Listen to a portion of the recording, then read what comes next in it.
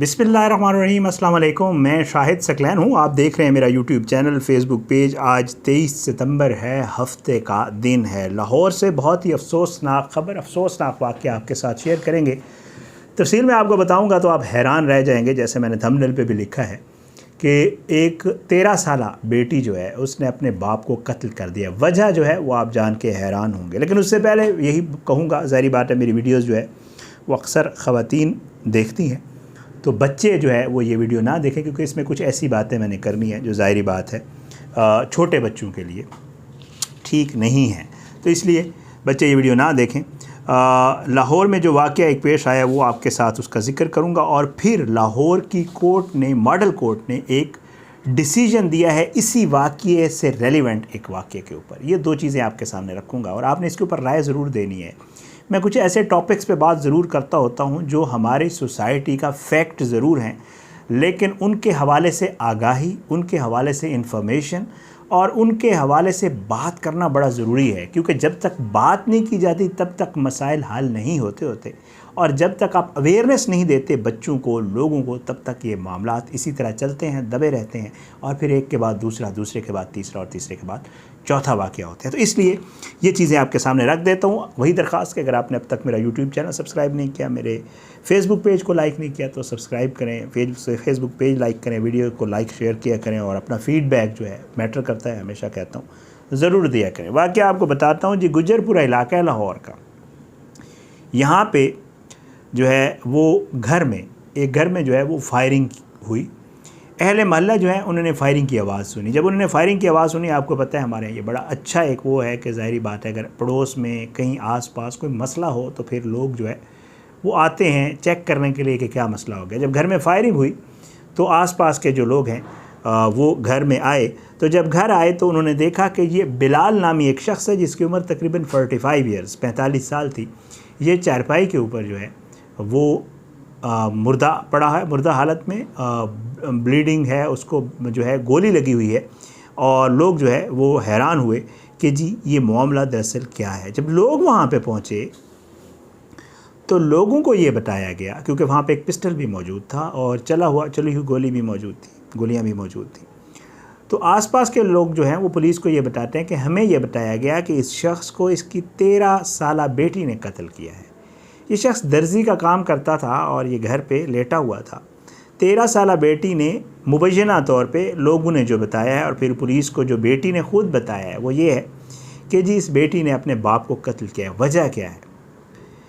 वजह उस बच्ची ने जो पुलिस को इब्तदाई बयान दिया है, जब पुलिस ने उसको गिरफ़्तार किया है, तो बच्ची ने ये बताया कि ये जो मेरा सगा बाप है, ये एक तो मेरे पे तशद्दुद करता था और दूसरा ये मेरे साथ ज़्यादती करता था।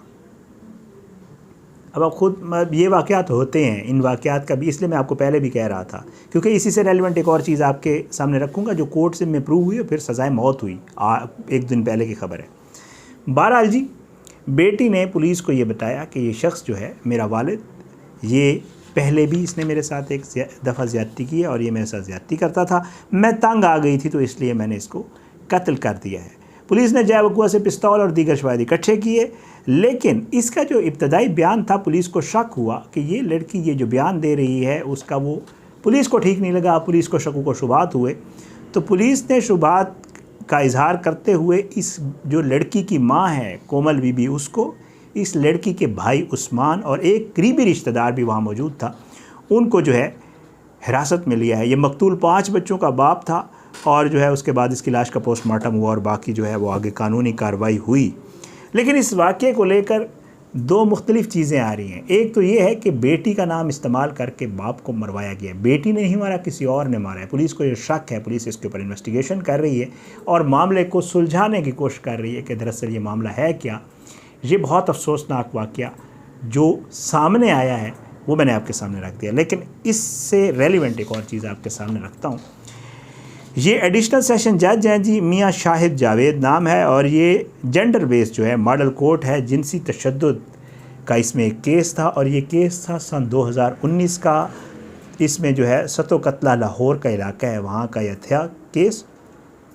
और इसमें इसी तरह का बेटी जो थी उसके साथ सगे बाप मोहम्मद रफ़ीक वल्द मोहम्मद इब्राहीम नामी इसका बाप था और ये 2009 में इस थाने में ये केस हुआ था कि इसने अपनी सगी बेटी के साथ ज़्यादती की है। ये केस चला तकरीबन 3-4 साल ये केस चला और केस चलने के बाद जो है इसका जो फ़ैसला है वो आया है, वो मैं आपके सामने रख देता हूँ।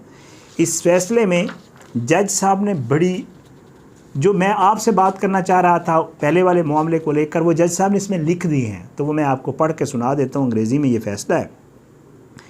वो कहते हैं कि जी ट्रायल हुआ, जज साहब कहते हैं मेरे सामने, और 16 सितंबर 2023 को जो रफ़ीक है एक्यूज़्ड मुल्ज़िम, वो उसको गिल्टी डिक्लेयर कर दिया गया जो है ज़्यादती करने पर। वो ज़्यादती का बाकायदा तौर पे मुजरिम पाया गया, जज साहब ये लिखते हैं। और किससे उसने ज़्यादती की? रियल डाटर, नाम आगे लिखा हुआ है, अपनी सगी बेटी से। रफ़ीक जो है वो कहते हैं कि जी इसको दफ़ा ताज़ीरात पाकिस्तान की 376/3 उसके तहत इसको सज़ाए मौत दी जाती है, जज साहब लिखते हैं, और इसको इसकी गर्दन से उस वक्त तक लटकाया जाए जब तक इसकी मौत ना वाक़या हो जाए। जज साहब लिखते हैं कि जी इस कन्विक्ट को, ये जो मुजरिम है, इसने अभी जो है 10 लाख रुपए का हर्जाना भी अदा करना है। सेक्शन आगे 544 लिखी हुई है, अपनी बेटी को जिसके साथ इसने ज़्यादती की थी। साथ में जज साहब ये लिखते हैं, अब ये बात सुनिएगा, वो लिखते हैं compensation shall be recoverable as matter. वो कहते हैं कि जी अगर ये नहीं देगा तो फिर इसको आगे मज़ीद सज़ा भी भुगतनी पड़ेगी। ये मामलात जो है वो कहते हैं कि तब तक इस पर सज़ा मौत पर मलदरामद ना हो जब तक लाहौर हाई कोर्ट जो है इसको कंफर्म ना कर दे। ये सेशन कोर्ट्स लिखती होती हैं। आगे वो चीज़ लिखती है, जज साहब लिखते हैं कि जी जो वालिद होता है वो बच्चों का मुहाफ़िज़ होता है। इस जो है ना उसमें लिखते हैं फ़ैसले में, वो कहते हैं कि जब बच्चों को कोई तंग करता है या बच्चों को कोई हिरास करता है तो उसमें केस में जो है वो बच्चे अपने वालिद को कंप्लेंट करते हैं और वालिद उनका तहफ़्फ़ुज़ करता है आस-पास के माहौल और मुआशरे के उससे। ये फ़ैसले में लिखा गया। जैसा इसमें लिखते हैं कि ये कैसा बाप है जो जिसने अपनी बेटी का तहफ़्फ़ुज़ करना था, उसने अपनी बेटी की शख्सियत और साथ साथ उसकी जिस्मानी, उसको भी ज़ाहिर बात है रेप किया। तो जैसा आप लिखते हैं इसने दोनों तरीक़ों से बेटी के उसके ऊपर भी किया तशद्दुद, जिस्म के ऊपर भी ज़्यादती करके और साथ साथ उसकी रूह के ऊपर भी तशद्दुद किया। तो ये कैसा बाप था? ऐसे बाप को मैं कैसे माफ़ कर सकता हूँ जिसने तहफ़्फ़ुज़ करना था उसने ख़ुद तशद्दुद किया, जिसने बेटी को बचाना था उसने ख़ुद रेप किया। ऐसे बाप को मैं तो माफ़ नहीं कर सकता। इसलिए जज साहब ने लिखा कि जी मैं इसको सज़ाए मौत का हुक्म देता हूँ।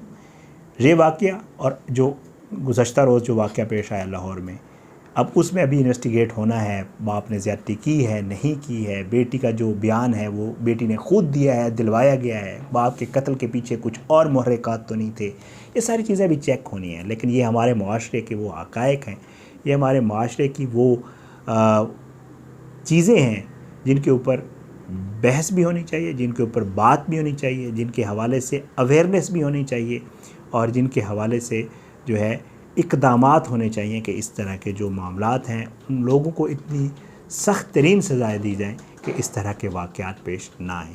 महाराज इजाज़त, इंशाअल्लाह अगली वीडियो में मुलाकात होगी। आप अपनी दुआ में याद रखा करें। पाकिस्तान ज़िंदाबाद। अल्लाह हाफ़िज़।